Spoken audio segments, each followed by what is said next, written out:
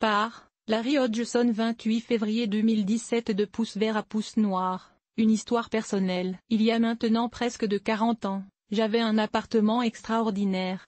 Pour les plantes du moins. Des fenêtres mur à mur donnant sur le sud-est et le nord-ouest, et le peu de division entre les deux faisait en sorte que l'appartement baignait dans la lumière presque toute la journée. Même après que j'ai installé de larges tablettes à plantes devant les fenêtres, l'intérieur était toujours très clair. Il y avait des tablettes de plantes dans toutes les fenêtres. Mes plantes d'intérieur adoraient cet appartement, et plus que j'en avais, plus elles étaient belles, ce qui n'est pas surprenant, car plus il y a de plantes, plus l'air est humide, et les plantes adorent une bonne humidité ambiante. Ma collection ne cessait d'agrandir. Après tout, quand vous ajoutez régulièrement de nouvelles plantes et que les anciennes ne meurent pas.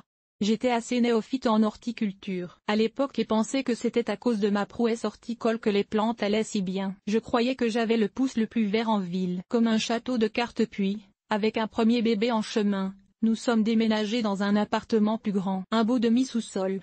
Il y avait quand même une grande fenêtre exposée au sud et plusieurs fenêtres à l'est. Je ne voyais pas de problème à y jardiner comme auparavant. J'ai installé mes tablettes habituelles devant les fenêtres et j'y ai aménagé toutes mes quelques 600 plantes. La déchéance n'a pas tardé à se manifester. Mes plantes ont commencé à mourir. Certaines plantes ont tout simplement arrêté de croître, d'autres se sont mises à s'étioler, d'autres encore à perdre des feuilles. Araignées rouges, Cerips et Alerode, qui n'avaient pas causé de problème dans l'autre appartement, fusaient de partout. Et que de cas de pourriture. Des dizaines de plantes sont mortes, puis des centaines. Où était passé mon pouce vert? J'ai essayé de les fertiliser, de les brumiser. Je ne savais pas encore que brumiser les plantes est strictement inutile, de les nettoyer, de les tailler.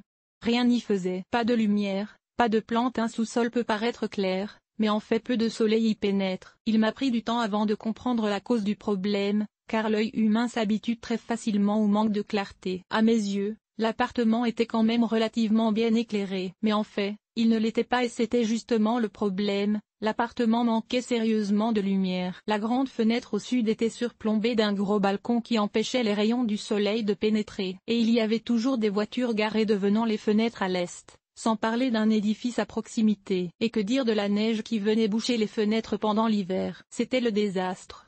Le manque de lumière en soi est nuisible aux plantes, mais apporte aussi d'autres problèmes. Les insectes foisonnent sur les plantes stressées. Et les miennes étaient très stressées. La pourriture? Une plante qui manque de lumière n'est plus capable de correctement absorber l'eau qu'on lui donne et voilà que la pourriture s'installe. Et la pire chose à faire avec une plante stressée par un manque de lumière est de la fertiliser. Mais ça, je ne le savais pas encore. En 6 mois, j'ai perdu environ 400 plantes, les 2/3 de ma collection. J'étais au désespoir. L'éclairage artificiel à la rescousse quand la lumière manque. L'éclairage artificiel peut compenser. J'ai découvert l'éclairage artificiel juste à temps, presque par accident, dans une revue de décoration vue chez le dentiste. On pouvait, prétendait l'article, cultiver des fines herbes dans la cuisine sous une simple lampe fluorescente de type atelier. C'est ainsi que j'ai installé une première lampe horticole dans l'appartement. Très honnêtement, les fines herbes n'y étaient pas trop heureuses. Aujourd'hui je sais que la plupart sont tout simplement mal adaptées aux conditions d'intérieur, mais les vraies plantes d'intérieur que j'ai placées sous la lampe ont rapidement repris de la vigueur. Je n'ai pas tardé à réagir. En peu de temps j'ai installé des lampes fluorescentes et des tablettes tout le long du corridor de l'appartement. Comme c'était encourageant de voir mes plantes reprendre leur élan sous cet éclairage bienfaisant. Ça fonctionnait tellement bien que la population de plantes a de nouveau commencé à augmenter. Mon pouce vert était de retour. Un autre déménagement, nous ne sommes restés que 2 ans dans notre appartement demi-sous-sol. C'était trop déprimant regarder par la fenêtre pour ne voir que les dessous rouillés des voitures plutôt qu'un beau soleil. Vous pouvez être certain que nous avons cherché et trouvé un appartement nettement plus éclairé, où j'ai de plus réservé une pièce pour ma banque de lampes fluorescentes qui servait désormais surtout à la production de boutures et de semis maintenant que j'avais encore de belles grandes fenêtres. Pouce vert égale bonne condition. Cette expérience m'a appris bien des choses, mais surtout que le pouce vert n'est pas magique.